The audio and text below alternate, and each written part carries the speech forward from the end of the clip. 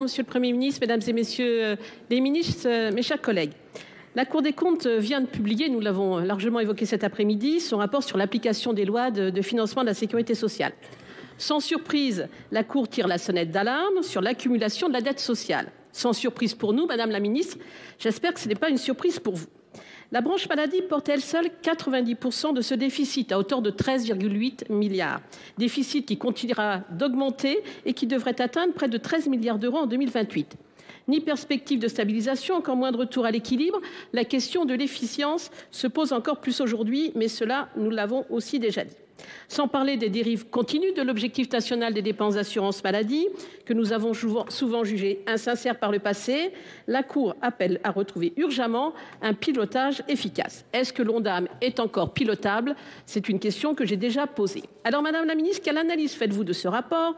Envisagez-vous des réformes structurelles afin d'éviter les risques qui planent gravement sur nos comptes sociaux? Oui, j'ai entendu le travail pour le côté recettes, mais que pensez-vous faire côté dépenses?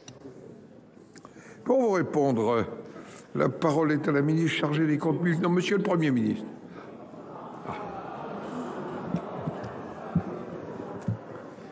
Merci, Monsieur le Président. Madame la sénatrice, c'est une réponse collective à toutes les questions parce que j'entends s'accumuler des constats, des accusations et des contre-vérités. Alors on va essayer de dire les choses comme elles sont. La situation des finances publiques du pays, celle de l'action publique comme celle de la solidarité, est catastrophique. Nous sommes devant un mur, devant une falaise que nous n'avons pas le droit d'ignorer et devant des problèmes que nous n'avons pas le droit d'éluder. J'ai dit qu'avant le 14 juillet, le gouvernement proposerait un plan général de retour à l'équilibre des finances publiques. Ce plan, aucune des mesures qui le composeront n'est arrêtée. Peut-être me suis-je mal exprimé hier et d'autres ministres du gouvernement. On nous a demandé si la TVA sociale était écartée.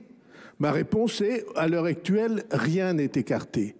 Parce qu'il va falloir que nous reprenions totalement la question du financement de notre modèle social.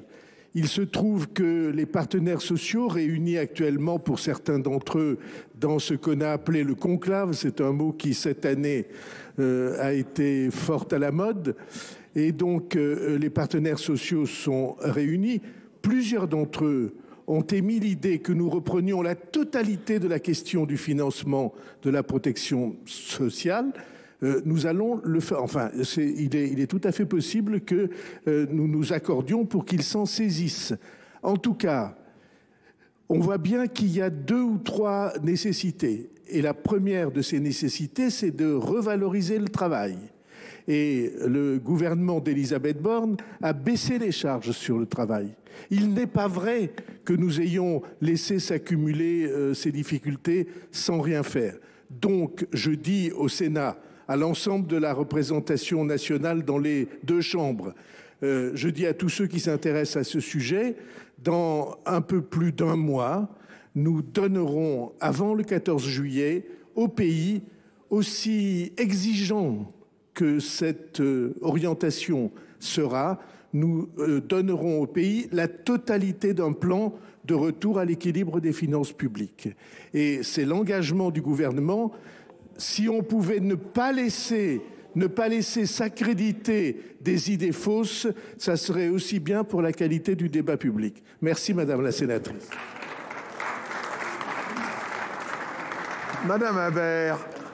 Merci, Monsieur le Président. Merci, Monsieur le Premier ministre, d'avoir pris le temps de nous répondre. Et devant la représentation sénatoriale, je pense que vos propos ont été bien notés. Un fait, parce que oui, la situation est catastrophique. 2019. Objectif de dépenses de l'assurance maladie, 200 milliards d'euros. 2025, 256 milliards d'euros. 56 milliards d'euros de plus dépensés. Pour quel résultat? Est-ce que nos Français ont l'impression que le système de santé va mieux?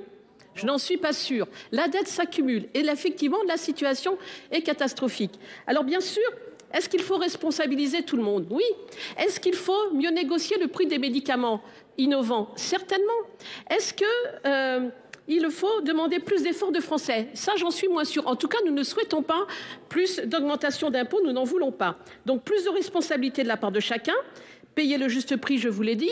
Il faut retrouver une soutenabilité financière de notre système social, notamment de l'assurance maladie, car l'aggravation de déficit nous conduirait à une dette à perpétuité et nous n'en voulons pas, vous le comprenez bien. Merci en tout cas.